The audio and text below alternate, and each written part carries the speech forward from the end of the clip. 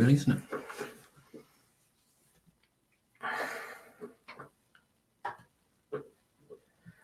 It's very easy, Michael.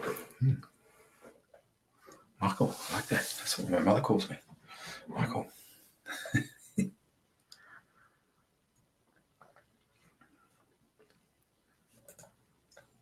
We are live, but we don't need to worry about that.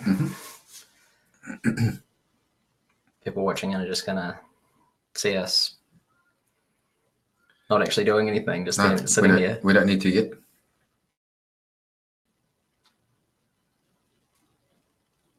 Now things it'll end up on there. Oh yeah.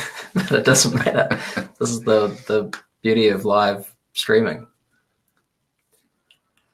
Oh, there we are. There we go. Welcome, Michael. Thank you, sir. It's a pleasure to be here. Thanks for the invitation. Oh, it's my pleasure. I've been wanting to get you on for a while. Now, you've just come back from China. Certainly have. Tell me a little bit about what you're doing up there. And I'll just drink some coffee while you. Yeah, no, please do. So basically, I've in 2017 started my own kettlebell certification, Master Kettlebell Academy. And I've been up to China a few times to try and share the love. And the equivalent of reps in China is AASFP. And I flew to Beijing on a whim in March to have a meeting with a lady, decent business meeting. And, you know, the motto was, my motto was, if you don't go, I'll never know. So went there and met a lady and, you know, and I said, hey, listen, I've got this Kettlebell Academy. And she said, tell me about it. And I was like, right, I got level 1, level 2. She's like, yeah. And I said, level 3. And she goes, what's level 3? And I said, oh, it's therapy and rehabilitation. And then her eyes lit up and it was kind of like what you needed to hear. And I said, well, who have you been using for your kettlebell work so far? And she said, no one. And this company's been in Hong Kong since 1992 and then in mainland China since 2002. So, you know, a decent amount of time and no kettlebell. And I've been approached by many companies over the time, and I think the timing was just right. And so I was invited to present at AFEX, which is the Asian Fitness Expo in Beijing. So I delivered 2 workshops, presentations. One was on sort of how to create team training using kettlebells, and the other one was kind of advertising, marketing my therapy and rehabilitation, and they were well attended. And so I kind of went there to plant seeds, and I went there going straight into level 3 because I've been Googling and no one's doing kettlebell rehabilitation as a certification that I can find. And so I thought I'd want to be first to market. Obviously with 1.4 billion people in China, there's a decent market. Not bad. And so we decided to go straight to level 3 to create some interest, and it's worked. So I delivered my first Master Kettlebell Academy therapy rehabilitation in Hong Kong, and we had 23 participants. The gambles worked. They've created lots of interest. Now they want level 1 and 2. So I'm trying to get back to China in December, and if that's a bit too close for organization purposes, we're going to go mid-February, which is right after Chinese New Year. Awesome. Yeah, so that's the so lots happening. Yeah, lots happening. It's good fun. So Mikey, we first met, it's probably not quite a decade ago, but it's probably not far off either. We were both working with a corporate boxing program. You were doing the strength and conditioning and I was doing the nutrition. And it's one of those slightly embarrassing stories like I relayed when I met Daz and sort of thought, oh, who's this guy? And then realized that I could learn a lot from him. Similarly, guys like Eric Helms. But we turned up and they asked me what I was doing for it. I said, oh, nutrition. And they said, oh, Mikey, get up and tell us a bit about yourself. And you got up and said, oh, I'm doing strength and conditioning. I'm a kettlebell specialist.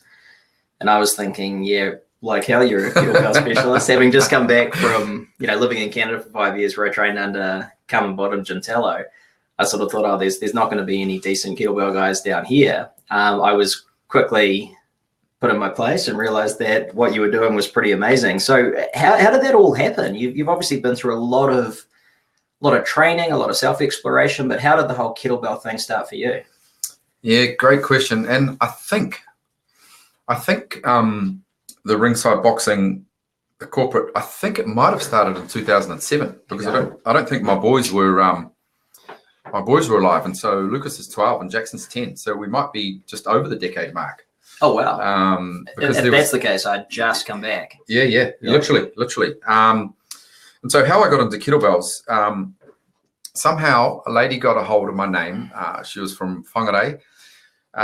She used to sprint for New Zealand as a teenager, went away, got married, had babies, and then wanted to make a comeback in the Masters over 35.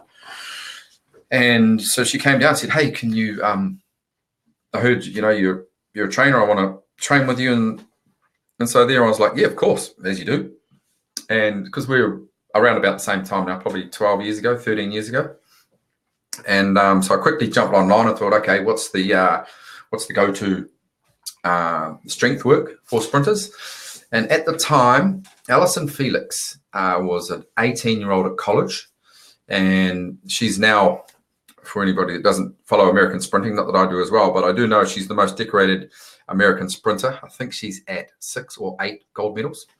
Wow. At the time, she was beating Florence Griffiths-Joyner's equivalent times at college. And cut a long story short, is the strength coach of hers sort of main choice of exercise was a kettlebell and swings. So I'm like, okay, right. Who was that strength coach? Do you remember? Yeah, no, I don't remember. I'll try and find the article and we can put it on the note comments. And so I came back to the gym and I was like, righto, kettlebells, New Zealand. No kettlebells. No kettlebells. Okay, so I literally picked up a dumbbell and held it on its edge and started swinging it between my legs. And that's how that happened. And then within 6 months, a guy from Taranaki, Dean Jolly was his name. Oh, yeah. He had just done the RKC and he actually bought the molds to kettlebells, and they were stupid expensive. Like I remember spending $480 for a 20 and a 24. Now like a 20's $120 odd, I think. And so he was holding a little workshop, so I went and did that. Loved it. And then through another guy at Les Mills, I got in touch with Steve Cotter, who was with RKC and now does his own IKFF, more into the sport sort of style of it now. And got him down for a workshop, so kind of learnt Did you actually bring him down? Yeah, the sport style of kettlebell. So I kind of had a little play with that. The next year, because he just started his certification, and then Anthony Wall, who was the national team training manager at Les Mills, I said, hey, Anthony, can we get Steve Cotter back down to actually do the certification? So that's how I got that. And then I wanted to learn the hard style. So I flew to St. Paul, Minneapolis, and did the certification with Pavel. He led it. And Andrea Duquesne, who's John Duquesne's wife, she was kind of like our team leader. So I had the gurus of the time leading it. And on the plane ride home, I thought if I ever start my own certification, I'll change it. And what I mean by that is you had to do 100s at the time. They've changed it now for weight, your body weight. At the time for men, no matter how much you weighed, it was 24 kilos, and you had to snatch it 100 times without putting down the kettlebell. Now you can put it down. You just have to complete the 100 in a 5-minute window. It was midwinter, St. Paul, Minneapolis. If you don't know it snows a lot. And day one, morning one of a 3-day certification, we're outside snatching. And my partner at the time, local American guy, I could kind of see his grip going, and I'm like, swap hands, because you can swap hands as much as you want. He said, no, I'm good. And like 98, 99 on the downward swing, let it go through his legs. And he was crushed. So for the rest of his certification, he'd already failed. So he was already looking at an attendance certification. And I thought, man, that's tough. I mean, it's their thing, and that's cool. So where I went straight from there was like, if I ever started something, it won't be certified on can you perform, because just because you can perform something, as you well know, doesn't mean you're a bad coach. There can be a lot of good coaches who what I recommend is that I'd love everybody to be able to snatch the kettlebell 100 times in 5 minutes, but that's going to come with time and practice and dedication. So I went straight to coaching perspective. So my certifications are based on, can you see breakdowns in the required patterns, and can you give simple cues to fix the pattern? Any language you like. It's not about using my language, so long as our participant gets into the correct position. That's all we're after. So that's how Master Kettlebell Academy came about. I was like, the kettlebell, obviously, I want you to master it. And then the academy came apart because I've got level 1, 2, and 3. I don't just want to take people's money and have to have them recertify in 2 years' time, because your PhD, you're not going to have to recertify in 2 years' time. You've got it for life, right? So obviously you need to keep practicing. But I want the academy part of it is because I want people to be able to come back and continue learning. So even within level 3, there's a couple of levels within that as well. So it's continuing education as opposed to, right, come back and resit the same thing that you've already done. So that's how. That provides an interesting context, because you've obviously been through a lot of different styles with the kettlebells. You've obviously trained under different guys. They all have slightly different styles. And because of that, I think your approach to kettlebells is quite pragmatic.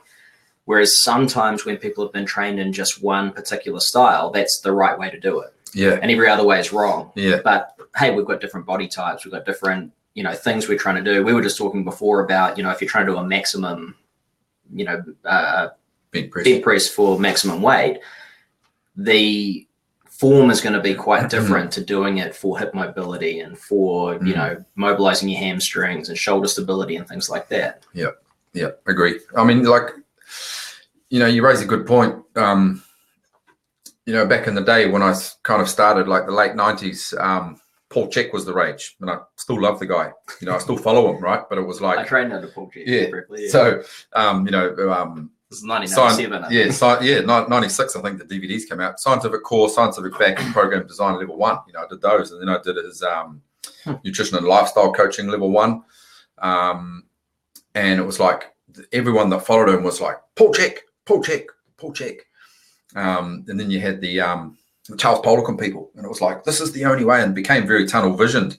And I was like, what about if we go study whoever you want to study and take from them what you like, take from them what you like, take from them what you like, and put that all together. So you're more of a well-rounded coach as opposed to being my way's the only way and that person's wrong and that person's right. I mean, nowadays I say at my level 1, I'm like, there's no bad exercises. No. There's no right or wrong exercises. But if you want to learn kettlebells traditionally, it's done like this. But if you want to swing a kettlebell and squat it and upright raise it, good for you. But I'm going to teach you the traditional way and the best way to utilize them. I would posit that we've been very sort of engendered into the Russian style as well, because, a snatch, a two-handed snatch to overhead with one kettlebell, in other words, an American style swing, is an old competition lift. Yeah. People used to do that. So I don't think, like you say, I don't think there's any right or wrong lifts or even right or wrong techniques, so long as they are safe within bounds. Safe, exactly. So that's, exactly right. If you go to a chiropractor or a physio and say, my lower back, I've put it out, I've done something, and they go, what were you doing? And then you go, kettlebell swings. Oh, it's the kettlebell swing. It's not the swing. Yeah. It's the person who taught you, or, get your hand in your pocket and go and learn from a professional. That's where the key is. And very similar to CrossFit. CrossFit's not bad. There's only good, there's great coaches, and then there's okay coaches. So, you need to go, okay, and there's find out. Coaches. Yes, there's some terrible coaches. Okay, let's be honest. There's some terrible coaches. But there's bad coaches in any sport across the board, right? 100% agree. 100% agree. So we can't blame the tool. It's or the system. It's how you put that system together. And I was talking to you before. For me now, it's like if someone wants to press overhead, they need to have earned the right to get there. And I'm talking, are they thoracic extending or are they just doing it anyhow? Make sure you've got the right mobility and the right flexibility to be able to do that. And if they can't, it's my job as the trainer to protect them, because then it would be my fault if they injured themselves, not the student. Yeah. So, I'm kind of like, earn the right to get into said position, whatever we're teaching. Yeah. It's a biggie for me now, especially as we're maturing gracefully, Cliffy. We'll get into that because that's one of the most fascinating things I'm really interested in at the moment. Obviously, getting a little bit older, is that idea of lifelong training and longevity, but health span longevity, not lifespan longevity necessarily. But with kettlebells, they've had their rise to some degree. I don't think they're necessarily falling away, but when we would have got into them, over a decade ago, probably longer, you'd be hard pressed to find a kettlebell in a gym. Now, I think you'd be hard pressed to find a gym without kettlebells. Yeah. But do you think they've somewhat had their day now, or do you think with the emerging markets like China opening up, it's just the beginning? I don't think they've had their day yet. Look, we can really hand up, honestly, thank CrossFit for a lot of things. The amount of people now Olympic lifting, powerlifting, getting into their gymnastics, even their rowing and sort of aerobic capacity, getting into all round, and so obviously within CrossFit there's kettlebells and kettlebell swings. I just think that because CrossFit is competitive and there needs to be a yardstick, I think the American swing was the safest way to make sure a rep was counted. Bicep next to your ears, kettlebell above your head. And I don't think it's dangerous. No, it's not. Provided people do it properly. Yeah. It's like the there's I teach a bent arm in the swing, and people go, "Oh, why are you bending your arms? What's wrong with the straight arm?" Well, straight arm for most people when they're learning, the weight is going away for you at force. Yeah. Shoulder blades are protracted. With a slight bent arm, I like to retract the shoulder blade so that I'm actually using my upper back within. And then if I'm going overhead, I'm going to thrust, keep the kettlebell really close to me, and it's almost becomes like a thrust, pull, press to my final position, versus the straight arm is a long road and it goes over the head and people arch their back, look up, and that's when we run into trouble. There's nothing wrong with the two-handed snatch, American swing, whatever we want to call it. There's nothing wrong with that exercise at all. But if people have got, because a swing to overhead's a type of snatch. It is. It's just done with two hands, and you're not necessarily allowing it to flip over the back of the wrist. Yeah. So no, I 100% agree. Provided that we do the right thing and say, is our client okay to do that? Yeah. Yes, they are. Cool. You can. No, they're not. But then if they want to go and do a competition, you have to do a kettlebell swing to overhead. That's on them. That's not on the coach, it's like, hey, I want to do it. Okay. I don't think you should, Cliff, but Yeah. But hey, if you give me a couple of months working on your thoracic spine and maybe some lat flexibility, there's probably not going to be a problem with you going overhead. Yeah. I think it's probably analogous in some respects to doing kipping or butterfly pull-ups. Totally. I know that you and Daz as well have both been big fans of getting people to be able to restrict first, chin-ups first, to have the strength and stability. Yeah. But I remember a few years back, there was someone had posted that you should never do a kipping or a butterfly pull-up. People should always do them under control. And I just didn't get involved except for posting, well, do you do that with your snatches? Do you only ever do a snatch as a slow muscle snatch because it's under control? Of course you fucking don't. No, well, you can't. No, and that's not life either. There's times when we need to do things dynamically. You don't get, Sever Reese doing a slow controlled sidestep. Yeah. Things are going to be done under load in strange environments with quite a lot of, high extreme range on the joint. Yeah. You got to train for it. Exactly. And when on the kipping, whether you're kipping or butterflying chins, it's like, oh, you're cheating. Okay, talk me through this cheating. Yeah. Because when you're stripped, you're pretty much straight up and down. When we're kipping, we're going past the vertical line, coming back to the bar, and then coming back down. So it's more repetitive in nature that way. When we're butterflying, we're going way past the vertical line, coming way back. So we're actually, if the range of motion for strict is straight up and down, when we're butterflying, it's increasing the range of motion. So how can it be cheating if we're asking a joint to go through a greater range of motion, which means obviously ligaments and tendons are going to get worked better, the muscle fibers are going to get worked better. And if I can do 10 strict, but I can do 50 kipping, I can assure you that the output is greater for my 50 kipping than your 10 strict. No, so it's not a I can't get my head around the cheaters that obviously just don't understand the movement, or just pure CrossFit haters. And there's lots of haters of lots of sports, so that's okay too. I guess there's different definitions of cheating too, right?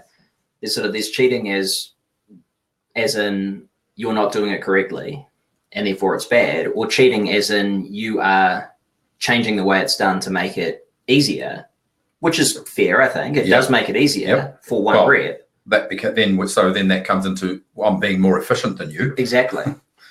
It's like, and again, there's a lot of cheat movements in old style weightlifting. Going back to the 19th century and previous, we had the cheat curl, and the back bend on those. We were the the huge and there was still hyperextension, of course. Yeah. You can bend at the waist, you can't bend at the knees, but you get a lot of momentum. And you curl a lot. Yep, even the strict press. There's pictures of the old boys with 160, maybe even more strict pressing, and they're pushing hips right forward and arching into the back. And but they are lifting huge weights over here. And they were super strong. Super strong abs. Super strong abs and super strong glutes to preserve the low back and stability. So long ago that there was no steroids involved. So we're talking real old school strength. Yeah. Yeah, that's Eric Helms has been posting a lot about that lately. Pictures of some of the old guys, your Arthur Saxons and your Gurners and people like that, but others as well who were not only incredibly strong, but ripped to shreds. Like dudes were built like Adonises, and they're not as quite as big as the guys now, but a lot of people would say, looking at them, you can't do that without steroids, but you certainly can. Yeah, you can. Because we're, so then we need to kind of delve into a little bit of, quality of muscle. It's like a strong muscle doesn't have to be a big muscle. I mean, look at the weightlifting world champs that's just been on. The little people, we're looking at 50, 53 or 57 kilo ladies, clean and jerk 130 kilos. I think one of the ladies, one was 140 clean and jerk at like 56 kilo. We're nearly triple body weight, and we're talking ladies. It's way better. That's amazing. 10 kilos better than my best. I'm lucky to back squat that at the moment, but hey, we'll digress. So that brings up an interesting segue too, to when you have people like that who, way back in the old days, these old-time strongmen, they weren't necessarily huge, but they were thick and they were dense. And it's something you see in a lot of the athletes now in CrossFit, and you see it in a lot of, very elite level weightlifters. That quality of muscle, what is that about? What do you think is driving that? Because I think it's still a lot of debate around this idea of, quality of muscle, because people just think, well, muscle just grows, right? Yeah. It either grows or it doesn't. And you're either lean or you're not. But there seems to be something. Do you think it's just genetics, or do you think it's just, the people who have that type of muscle rise to the top? Or what do you think? Really good question. So if we take the top level Olympic lifters, top level CrossFitters, just to slice the pie open a bit, it's pretty much all they do. Yeah. So I was lucky enough to have a 25-minute chat with a Chinese weightlifting coach in Hong Kong. He was teaching in Cantonese. There was 4 or 5 people there, but I could just see by what he was doing. But he was huge on internal rotation, and stuff. And it's like, but and nowadays it's like, but surely external rotation's the key.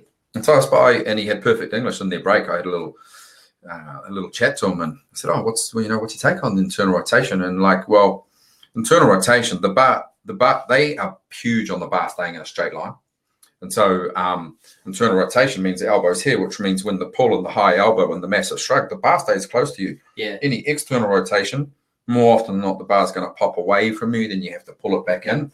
And then same was overhead. I said, what's your overhead? And it's like not anteriorly rotated internal rotation, but internal rotation with a shrug, with shoulder blades together, but slightly internally rotated. So they focus on index finger turning in toward the bar, as opposed to little finger turning into the bar. And he said that's the way we do it, because it's the strongest position for the shoulder.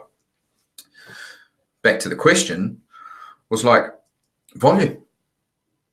That you know, they peak for not CrossFitters but weightlifters. You know, we're peaking for sort of 4 competitions a year, and only moving into those cycles of competitive weightlifting does the percentages go up. You know, that they're talking the magic numbers, 70 to 80% of their max in training load, and lots of reps. CrossFit, you know, to get good, you need to do lots and lots of reps. So, you know, to answer your question, I think the main thing, obviously, besides diet, is volume. Yeah, volume and intensity. Yeah, and that, you know, that's the training aspect, and then obviously there's the nutritional input as well. And I think the combo of those is producing the density of the muscle. Yeah, I think anyone who's been through training blocks, you know, of a long enough duration where they've done that, like you would have done with your Olympic lifting, and like I did with the lifting back in the day, you look different. There's no doubt about it. Yeah, you know, your muscularity just looks different. You're thicker, you're denser. Yep. You know. Yep. It's an interesting thing. So with respect to just your average person, I know that I've had a bit of a, well, before we get into that, you bring up a good point, because I think a lot of the rules that we had are not so much rules anymore. You know, I think a lot of you know, trying to get overextension in the T-spine during a lot of these lifts. I know you've talked to me about that before. You know, a lot of that excessive nature of shoulders back and down, you know, it's kind of inconsequential. And when you look at a lot of the top lifters, they certainly don't do that. They're almost doing the opposite. Yeah. And I remember when we used to lift, I mean, we had a very strong focus on getting the shoulder blades back. It was all about getting your chest through, right? Yeah, as big as. But we'd always turn the elbows. So it was those two things together. Yep. Whereas people think about getting the shoulder blades back or externally rotating, and they're immediately going to be going like so. Yeah. But as you say, your elbow's pointing forward. So the bar has to go forward too. Exactly. It has to go out like so. Whereas when it's turned in, it's going to sweep up the body. So, yeah, it's an interesting one. I talked about that with Brett Contreras as well, and we both agreed that a lot of the very rigorous attention to being really extended is possibly counterproductive, and it might even cause some injury problems. Yeah. I know now if I'm a little bit more relaxed on it, so long as I've got a stable spine that's not moving, I actually feel more stable and having a more natural back position. Yeah, 100% agree. I've kind of been naturally doing it for a few years, and now in teaching, like if we talk front rack kettlebell squat or barbell front squat, totally different feeling and sensation to barbell back squat, whether it be high position or low. Because when we go back squat, everyone kind of overextends. Yeah. You know, QL and everything lower back kind of really shortens, and I think then we miss the ability to access our hip flexors, which helps pull the femur up into the hip, so that the femur's not driving forward and kind of giving us any pressure over the kneecap. We want that femur being pulled up into the hip, kind of cylindrical, if you will. And my mate was talking, Vince Belletta, yoga, our yoga man, today. And so in the barbell front squat, I really cue pushing your elbows forward. Yeah. So then, likewise. Does two things: creates more room in the shelf or the inside the deltoid for the bar to sit, but that also puts us into a kyphotic or flexed upper spine, which then allows the collarbone to drop down, which means we're into more of a bracing position, which is exactly the opposite to our overextended, trying to draw those shoulder blades back hard and get that tension from there, where our lats a lot stronger when our elbows are forward. Think like in the RKC plank position. You know, you're grounded in your upper back, and that's a more solid position. So now I'm starting to play with this idea of, instead of pulling my shoulder blades back to the rib cage, why don't I bring my rib cage back to the shoulder blade, which will put me in the slightly flexed position, which will make us more stable. Then we have ability to access hip flexors easier than instead of our external rotators. And I think that's where the more solid feeling that you're talking about comes from. You know, and that internal rotation of the elbow is also shoulder, and then the lat attaches to the lumbar spine, and then so we're in business. We're and all of a sudden we're lifting more weights. And if we look at the big power lifters, none of them are lifting an extension. They're all into flexion, because the load determines that you have to go there. Yeah, and there's also no point. I mean, it makes it a lot harder when you're trying to hold that scapular retraction as well. Yeah, because are we relying on our rhomboids to hold our to lift 200 kilo off the floor? You know, it's not really the lats are a lot stronger, and so I'm playing with exactly those positions too, trying to feel stronger. And it might be counterintuitive but posture says that we must be chest up, shoulder blades back and down. That's posture. That's not dynamic movement. We're sort of getting poles apart from. This is the strongest for our dynamic movement. Cool. Yeah, this is our static walking everyday posture. So too. And it's interesting. And any physios out there, correct me if I'm wrong, but from what I've read, the latest research in the physiotherapy side of things is sort of telling us that how we sit is not actually that important.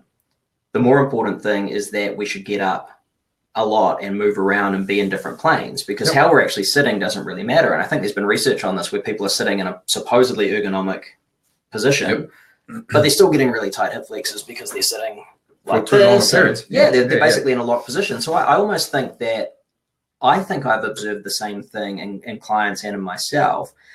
If in the repetitive movements that we do for lifting, let's say it's clubs or it's kettlebell swinging or whatever, we're trying to be overly rigid. Now, I'm not talking about good form. I'm talking about overly rigid about particular postures.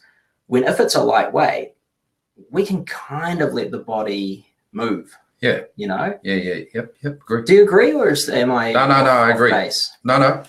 You know, there's kind of I work within I guess I like people to be kind of above 90%. Yeah. You know, but maybe even 95. If they are aware of their body, training history's good, not injured, know what they're doing. If it gets a little bit messy, so 8% ish, I'm going to let it go, because it's like we're moving. You know, like you said before, the rugby players, the league players, the netball players, they are moving. We're flexing, side bending, extending, taking this direction, that direction. And zero people are maintaining perfect posture. No. So therefore, we need to train. Therefore, we need to train in that not quite perfect posture.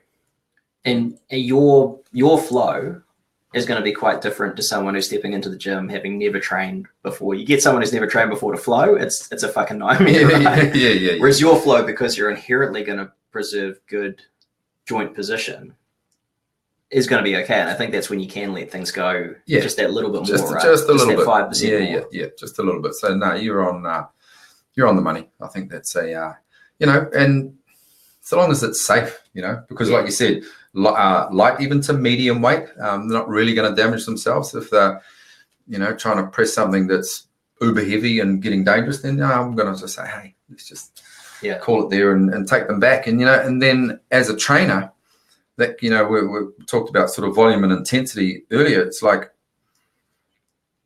is strength my priority, or is keeping someone fit my priority? Mm. Now it's like, do I want people to be strong? Yes, I do. But if their heart and lungs aren't beating nicely and producing fresh blood around the place, then strength becomes redundant. Yeah. So for me now, it's like fitness first, like being fit, and then I take them into the strength paradigm, because yes, we want to get strong and have strong bones as we age. You know, like some of my older clients, I'm like, I want you to be able to still walk up your stairs at home, and I want you to go to the toilet. So box step ups, lots of them, supersetted with, you know, just like kind of box squats to a height mimicking the toilet seat, because we're all going to get old. And, you know, if we lose that ability to be able to sit down, like in China, mate, the in-ground toilets, greatest thing ever. They are squatting. And if you can't squat down to have a shit, you're going to die. Okay, so a question for you.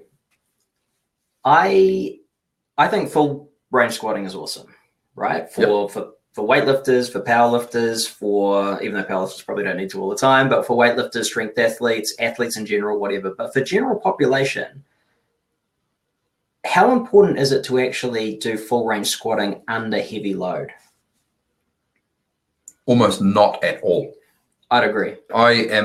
Every one of my clients, and if you're watching 20 years ago when I was lifting, I would have said it's fucking critical. Yeah. You've got to be squatting heavy to the ground, ass to the ground. Every one of my clients lunges. Yep. Because that's what we do. We walk. I think walking is the most functional movement that humans do. Yep. You know, so. And few do enough of it. Enough of it. How many? I don't get in 10,000 steps a day every day. I should. I don't measure. I mean, I'm on my feet all day walking around the gym. I might get close. You know, I've never measured it. It's probably something that I should do. You know, and getting out into nature, walking. Yeah. You know, get out in the bush. You know, not enough people are grounding these days. You know, nothing makes me feel better than going to our batch and car fair, taking the dogs to Ocean Beach, shoes off in the water. Yeah. Grounding and actually, I mean, feeling like I'm re-energizing. Yeah. No phone. You know, we don't have the internet at the beach, because it's a place where we go to relax and enjoy and, you know, get back to nature, and we don't allow ourselves to rejuvenate enough. You know, with 5G coming, I don't know if there's anybody out there. I don't know the health ramifications of 5G. I'm yet to see. I'm yet to study it lots. But I don't think we get to nature enough, and walking is one of those things that it's free. Get in the car and drive to the Waitakiris or anywhere that you like to walk, and just and walk. I think we're doing it, and you know, and byproduct is low intensity, steady state cardio. Hey, who does that? So then I'll go back to, I want people to get fit first and then strong. Yeah, you know. So would that mean that you prioritize volume over intensity nowadays? Or is that an oversimplification? Maybe a little bit too simple. I am, with my own training,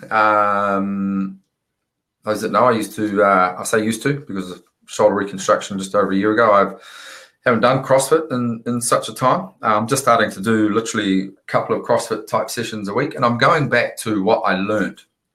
And that is 3 high intensity sessions a week.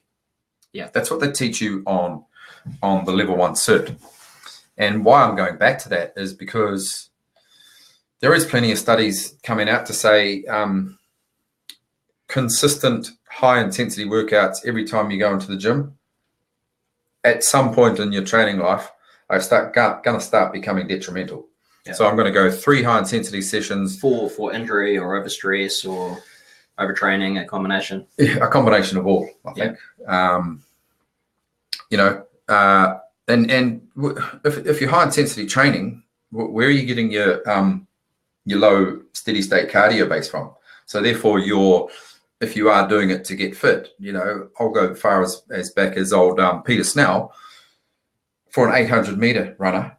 You know, his training was the old Arthur Lydiard of doing marathon runs weekly. And his aerobic base is huge before you click over into that anaerobic state. And there are very few people that have a decent aerobic base. Yeah. So constantly doing high intensity workouts, I don't believe is going to keep us, because we're talking longevity now. You know, I want to be still doing this when I'm 70. You know, I don't want to be. And the rest, mate. I'm moving to 120. 100. Oh, you're going 120? Yep. Okay, sweet. Well, I'll be there with you, and we'll be boys. The only reason I said that is because I figured I've hit 40, right? So I'm in my 40s now. Yep. And I kind of thought, well, shit, this could be halfway there, right? I might be halfway towards the grave. Or if I can push it out and be one of the outliers who actually makes it to 120, You're a third. I'm only a third. That's a lot of living left. That's a lot of living. So, so look, it's a good point. And I'm 48, I'm heading into the 50 category. And I'm like going, oh, damn, I'm looking in the mirror going, dude, you're 18 months away from a little bit more, hitting 50. And I'm like, ooh. Well, you're doing all right if the photo we posted was anything to go by, mate. Oh, it's only a few years old now, but thanks for going back there. But it brings up a good point. Like, it's not as easy at 48 to stay lean as when I was 38. Yeah. But it was only a couple of years ago. At the end of, so I started really getting. I'll go back and I walked into Darren's gym, CrossFit New Zealand, as a 41-year-old, looked him in the eye, said, I want to go to the CrossFit Games. And he's probably heard that too many thousands of times. And he probably thought, yeah, whatever. Anyway, but I was dead serious. And anybody that knows me, if I've kind of said, hey, I want to do X, I'm going to give it my all. So I employed John Templeton, who lived in the Gold Coast, as he used to take on 5 athletes, personal one-on-one athletes. And, shout out JT. Yeah, hey, buddy. And, he'd been to regionals in Aussie 3 times, and, and we just clicked when we met. And so I thought, hey, I'm going to give him a rip. And, in 2016, went to Aussie and won my first only international, gold medal at the Pan Pacific Masters. And then 2017 was the goal to get to the games. And I finished 26th in the 45 to 49-year-old age group. It's pretty, that's a competitive that's age category. Yeah, and the top 20 was going to the games. But then you went into the top 200, went into the online qualifiers.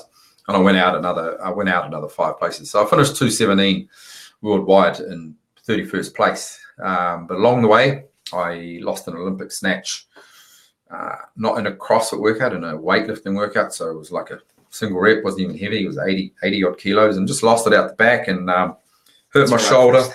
That's right. Yeah, hurt my shoulder. And it literally was kind of a niggle. Some days it was good, some days it was bad. And then it didn't stop me training. And then, because I had the goal in the mind, and, when you're mid-40s, there's niggles and niggles. My supplementation range was Voltaren and Panadol, and a smoothie. That was my supplementation. And so at the end of 217, I literally couldn't lift my elbow above my shoulder without severe pain. It was waking me up at night, and ACC turned me down, so they kind of did me a favor. So I ended up, by the time I had my MRI, I had 2 full thickness tears, 19 mil in both supraspinatus and infraspinatus. Labrum needed re-anchoring and needed a bicep tenodesis. So they cut the long head of bicep and they reattach it at the top of the humerus. And they turned me down, and I fought them for nearly 14 months. So does that then doesn't help with shoulder extension? No. Anymore. But well, it's funny. Try the shoulder flexion. Shoulder flexion. But I'm back to, I'm probably lacking a few degrees. But just because the long-headed bicep is shortened, even just to kind of still get back into that like dip position or anything like that, it still hasn't got back to the right length tension relationship.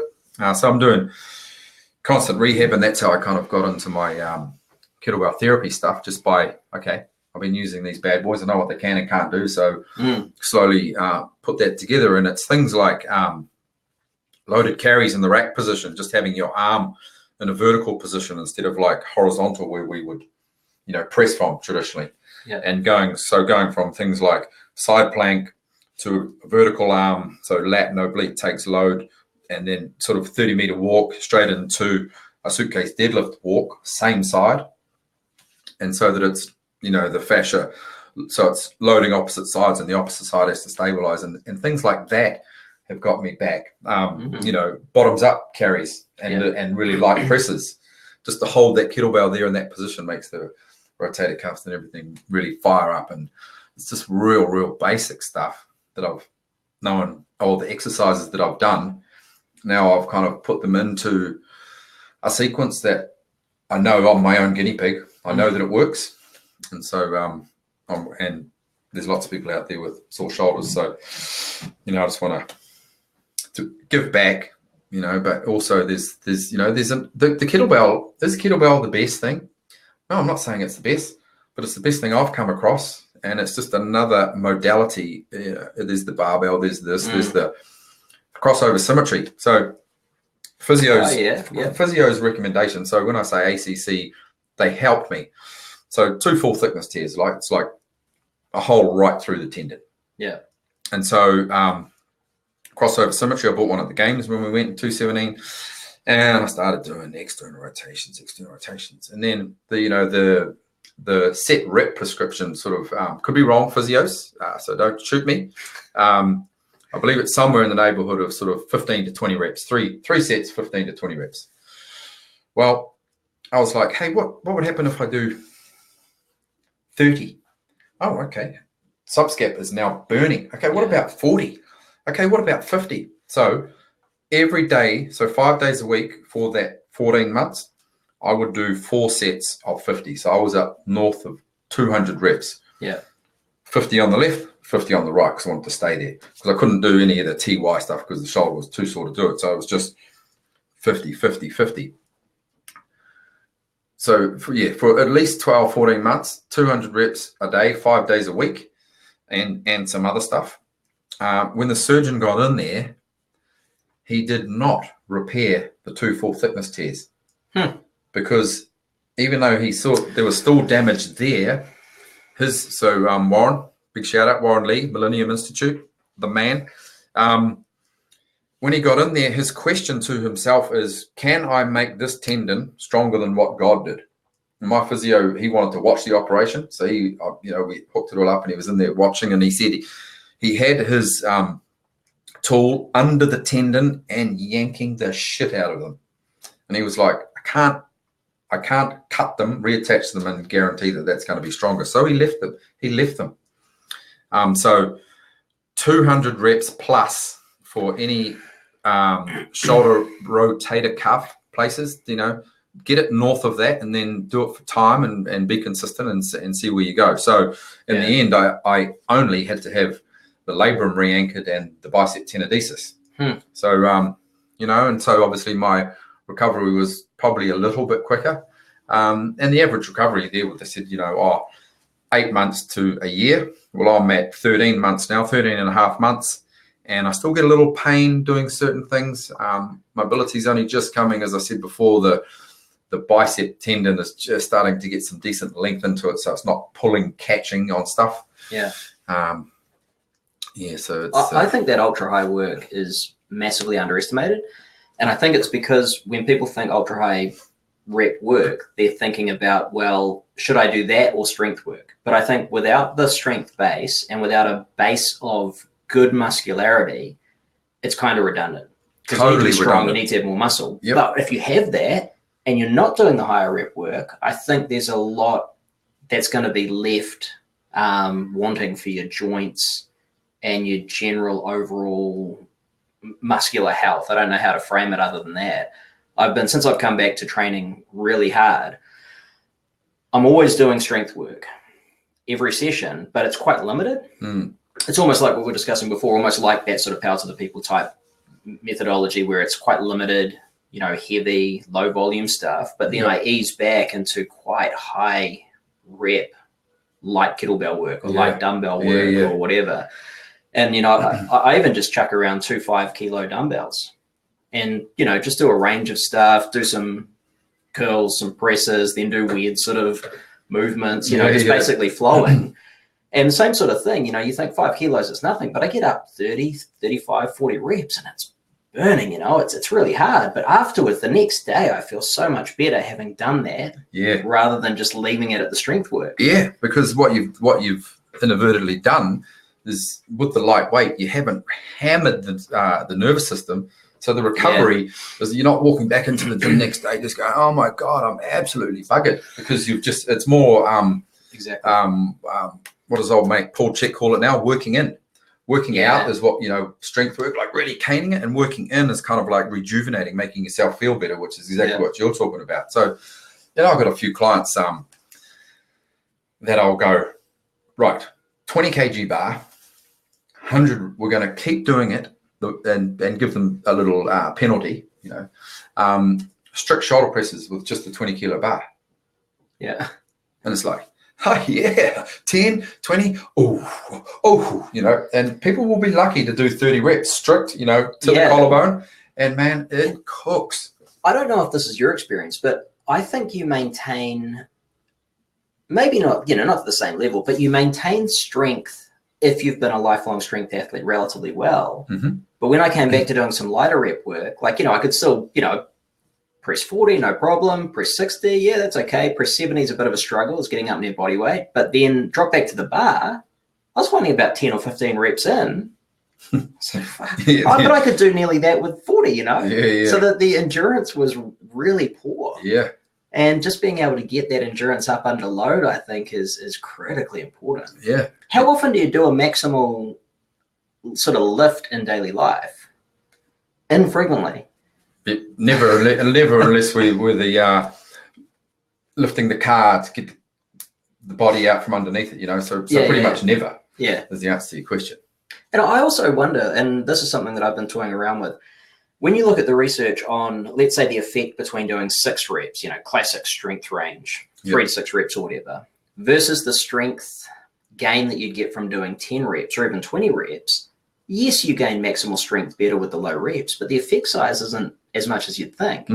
So maybe, there's certainly a case to be made for, if nothing else, mixing up your reps and the equipment that you use. Yep. And the planes that you move in. Yep. All those various things, particularly for what we're talking about, which is that increase in health span. Yeah. So let's just put a caveat in there that if you're a professional athlete, you got to do the same exercise consistently. But we're just talking normal gym people after longevity of life. So yes, variety, change intensities, change volumes, change exercises. Having said that, I think one thing that has I think it started coming up a lot when I first started getting into, heavy lifting back in the probably mid-90s. A lot of guys in the powerlifting and all-round scenes were starting to talk a lot about what we called GPP back in the day. Yeah. And that, they would be big, fat, strong dudes. And then to break through plateaus, often what was required was to actually be better conditioned. Now, maybe it was because they could then train with more volume or they'd recover better or whatever, but it's certainly an interesting one where I absolutely agree with you 100%. Specificity is so important, but generalities is also important for not just health, but for performance maybe. Yeah. And, and then nowadays, people will sort of say, oh, well, what are the benefits of kettlebells?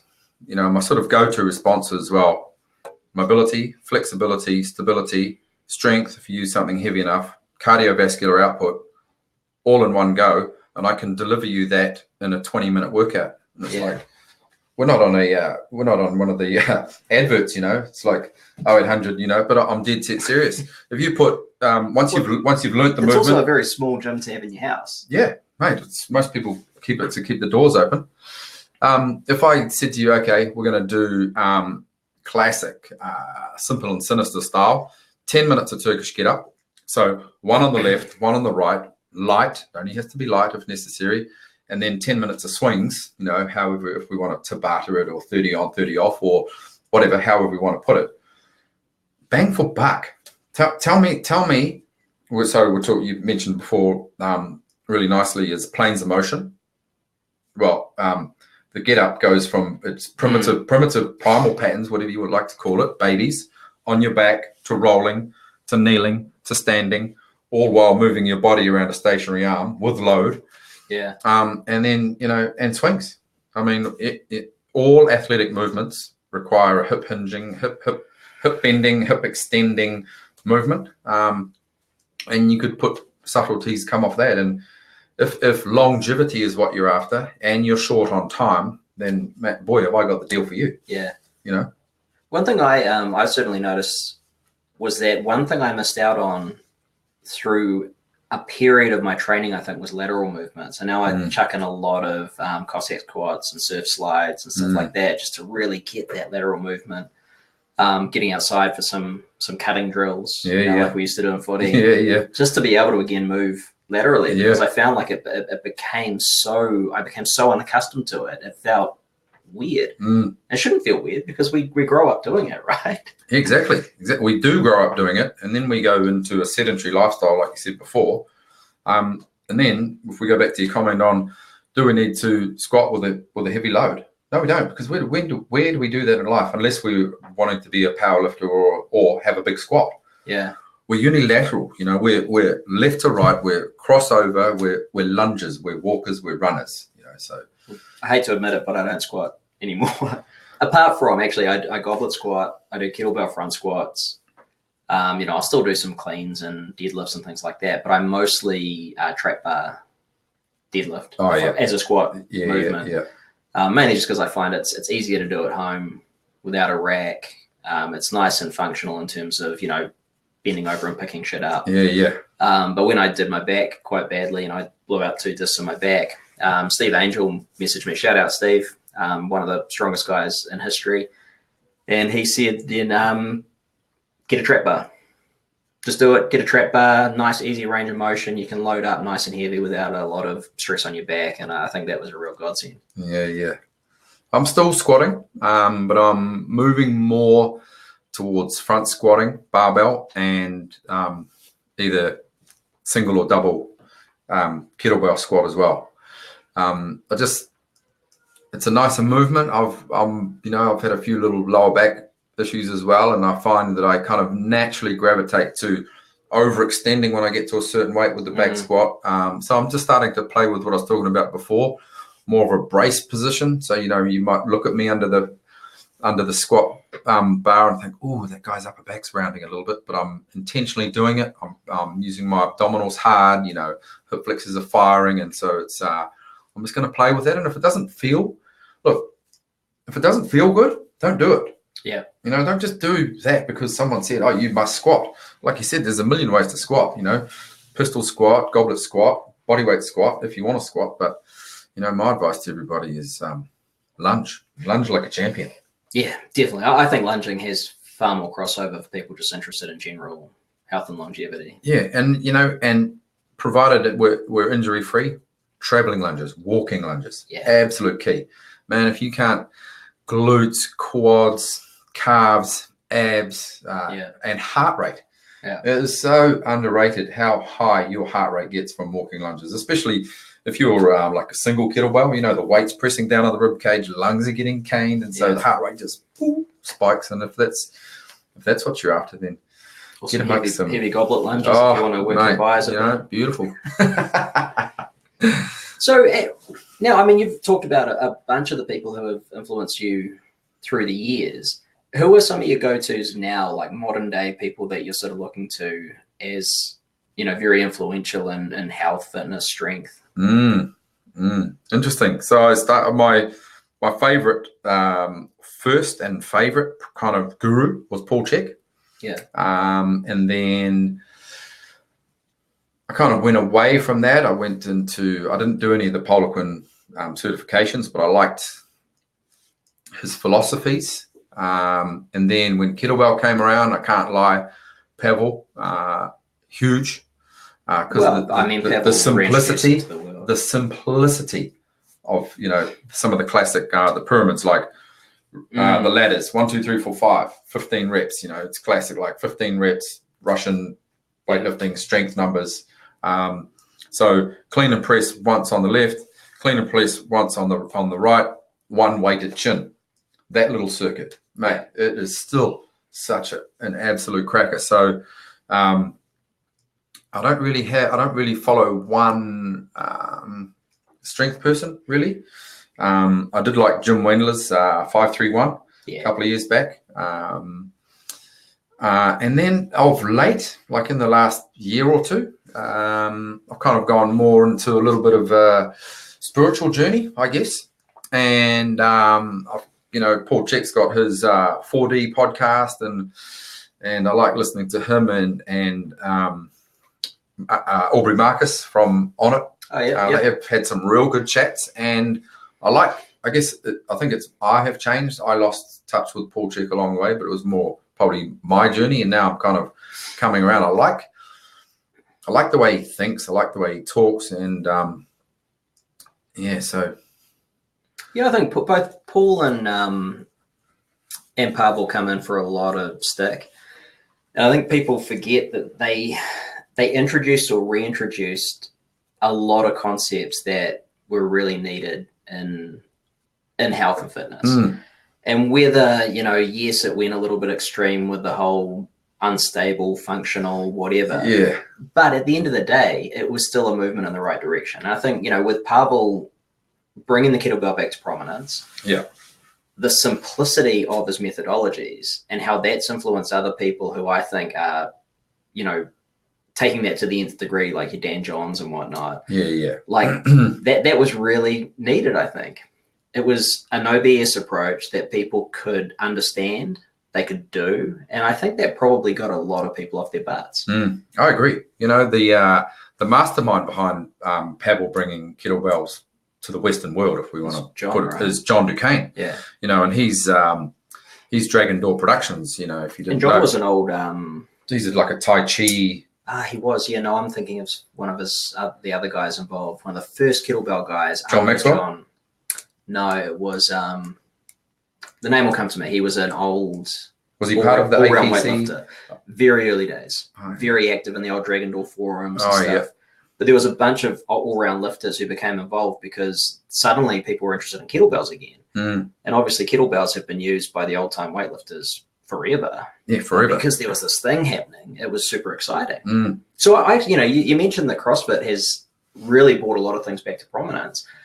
I would say, the kettlebell movement was concurrent or even a little bit before that.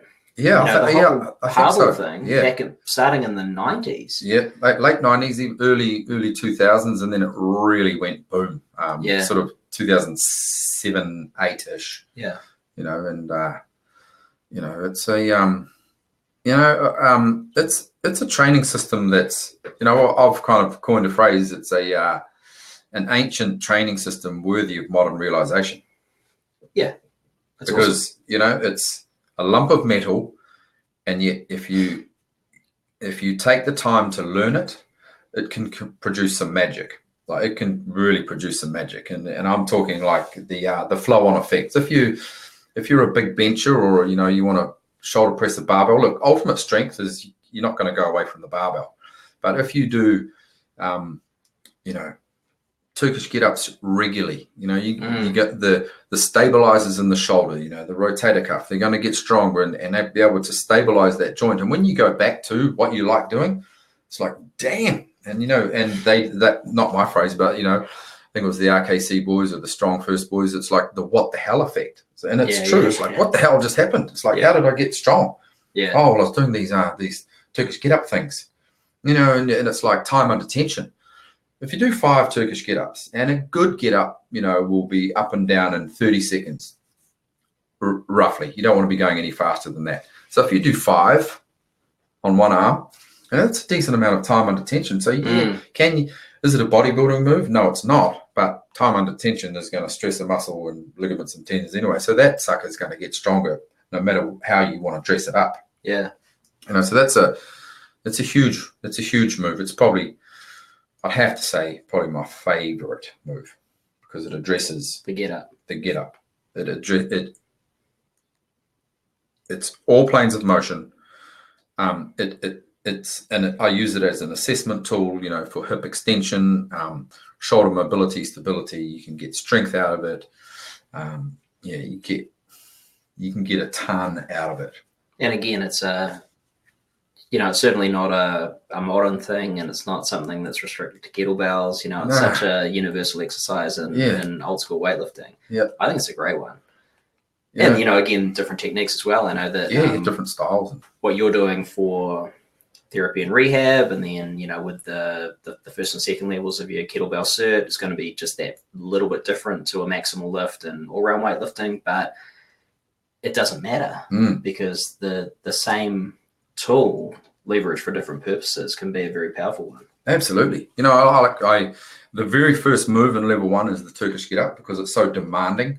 People need to be fresh, and I spend at least a couple of hours on it. And we chuck a shoe on a fist, and it teaches people tempo. As soon as you add load to it, it makes it easier. But hey, if you can't just control your own arm, your own body weight, or if you haven't got the mobility in your shoulder to pull that back with just balancing a shoe, you've really got no right to be adding load until such time. And I say, it's like, do 100 reps with that shoe per arm before you pick up load. And it's going to teach you a shitload about where your body is in space. Yeah, and those types of movements, I think, I've been doing this for a long time, but I'm still probably only just reminding myself of the value of doing those types of things at the beginning of a workout, especially given that I sit on my butt and I write for a living, right? So I'm sitting in here, I'm writing away, and then I go down to our little home gym. And if I just get straight into things, even if I am doing a bit of a warm up, I'm not clicked in. You can't help but be in the groove if you've done a Turkish get up like that, right? Because if you're not in the groove, you lose it. Yeah, especially if you are starting out really simply with something on your fist. It's gone. Yeah, exactly. So, Mikey, if you had one piece of advice to give to someone entering the fitness industry now, what would that be? Challenge the books, challenge the teachers, challenge what you're learning. Just because a manual says 4 sets of 8 is going to produce you XYZ, don't just go, sweet, I'm doing 4 sets of 8 because so and so and so and so. I open in my opening sort of stanza in my therapy and rehabilitation in Hong Kong last week. I was like, do not take my word for it.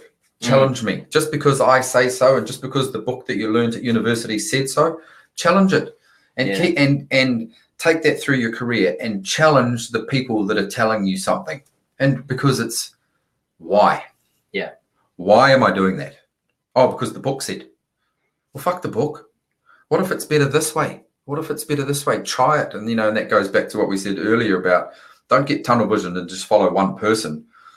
Study a lot of people, and then you'll get, okay, I like that. I don't like that. That idea is good. And then you have to be your own guinea pig and deliver on that. And if you disagree with what you read, then that's your opinion. Move on to something else and challenge that. Because if you're not challenging stuff, you're not learning, and then you're not learning yourself. And that's how I stay stimulated. Because if I'm just going 4 sets of 8, 4 sets of 8, how many times can I count to 10 in a day? I'm going to bore the shit out of myself. My clients are going to feel it. Yeah. So if you're getting into the industry, learn it and sort of do a taster of just about everything. Yeah. Across the board. Find out what you and find a niche. Become a specialist. Because if you walk into a gym like ours at Les Mills and there's 65 trainers on the personal training board, and they all say, I do strength, I do fitness, I do flexibility, I'm also a nutritionist, I do Pilates, I do blah, blah, blah, blah, blah, blah. You're going to pick the person with the nicest smile. Yeah.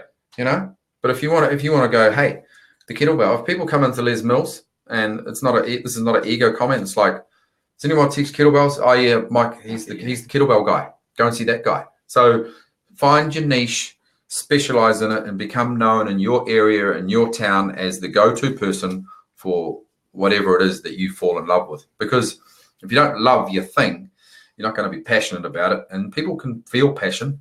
And at the end of the day, we're trainers.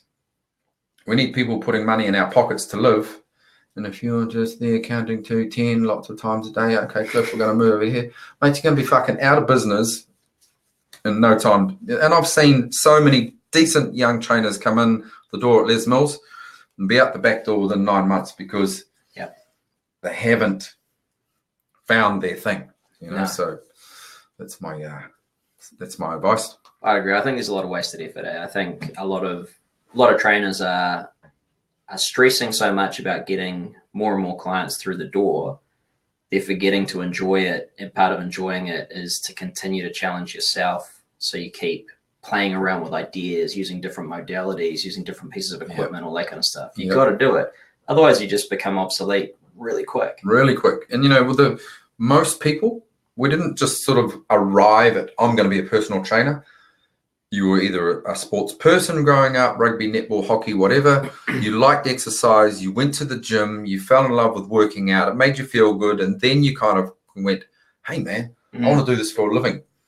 So that's how it come about. So if you have 50 clients in a week, you're going to last probably 6 months before you burn out. You're not going to be training. You're not going to be eating well because you're going to be too tired. And all of a sudden you're this grumpy ass trainer inside a year and you've lost the enjoyment out of it. Yeah. So you bang on. You got to enjoy it, and you need your week needs to be structured. Like to this day, I do not do more than 3 clients in a row before I allow myself for even a 15-minute break or a half an hour break, because I need to rejuvenate. Yeah, and not necessarily for food. I just need to rejuvenate so that my next client gets the same me as the very first person did. Yeah, and I think a lot of trainers, especially nowadays, are quite scientific. They're quite evidence-based. And I was talking about this actually with Richie the other day. Richie Hardcore, we caught up. We obviously did a podcast a few days back, but before that we'd caught up, and I sort of said, look, I'm a scientist, right? If I'm a scientist, shouldn't I be looking at the evidence which tells me that there's a drastic drop-off in productivity and effectiveness if I overwork, right? But everyone says, but that's not going to be me. I'm going to be the person who can work 50, 60, 70 hours a week and be fine. Well, no, you're not. That's going to work for about 1 to 2 weeks. And then the evidence tells us that your productivity is going to drop off. And not only are you less productive per hour, you're less productive overall.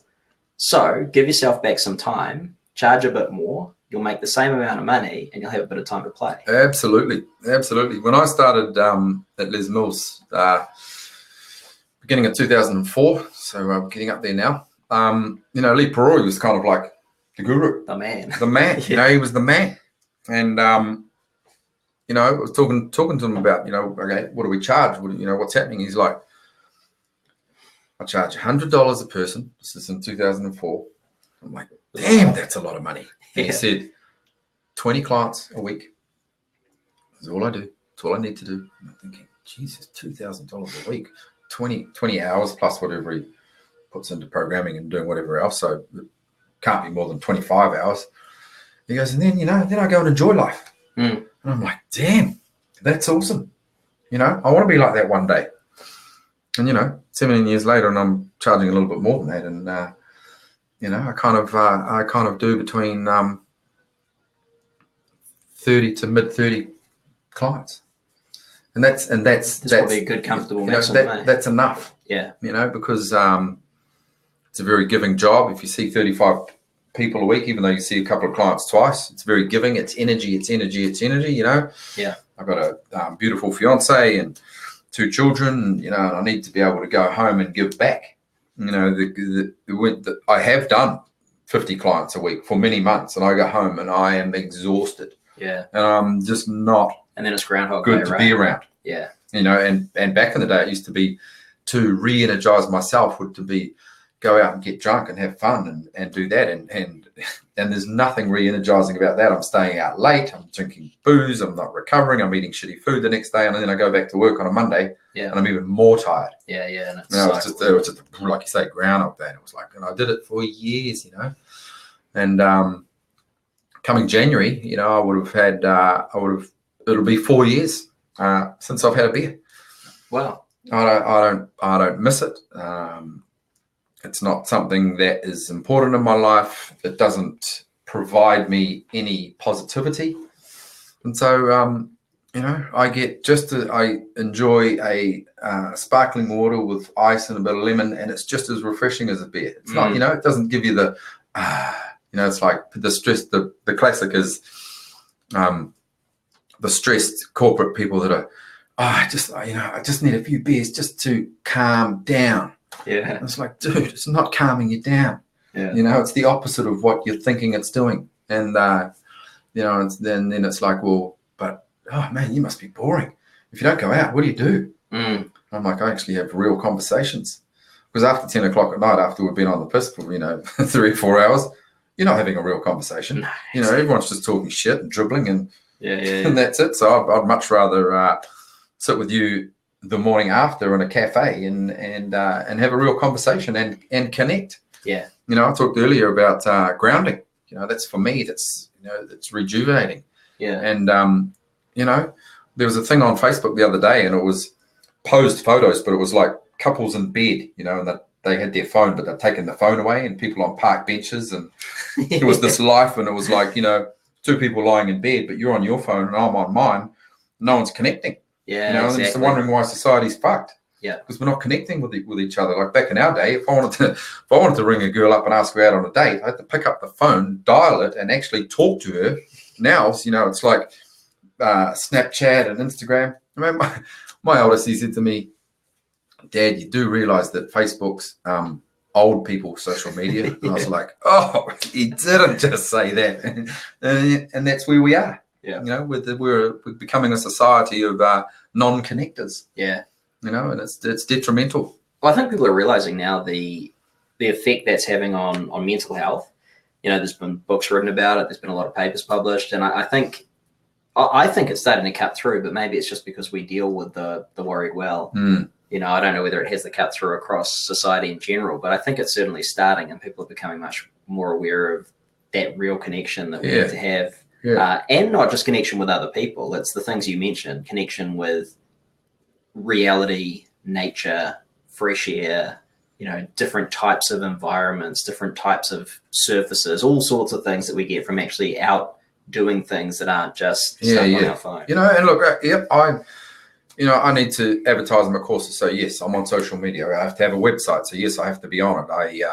I still enjoy, even though you might look at me and see me on my phone, it's not always Instagram or Facebook. I actually read lots of articles on training. So that's because I'm learning. I'm a sponge. I like to learn. It's like, okay, cool. So whilst you might see me on my phone, more often than not, it's either listening to podcasts, because I love listening to different people's approaches to life, and reading stuff. And but yeah, that connection thing, we've got to be, and that's something I'm trying to do with my boys, is limit their time on the internet. Yeah. Because it becomes a babysitter. Oh yeah.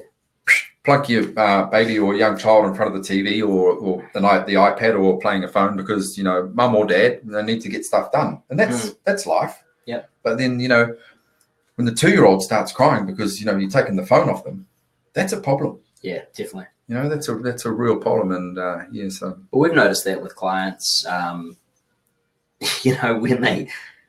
the phone is such a good babysitter, but you take it away and there's a small time of discomfort and then a far deeper level of comfort.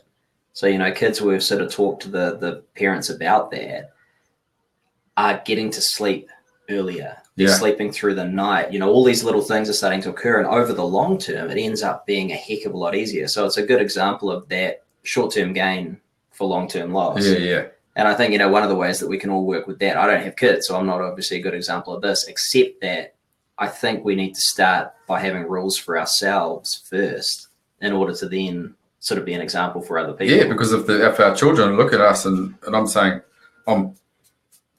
hey, put your phone away, and they look at me going, well, what are you doing, Dad? Exactly. So you bang on. You did right.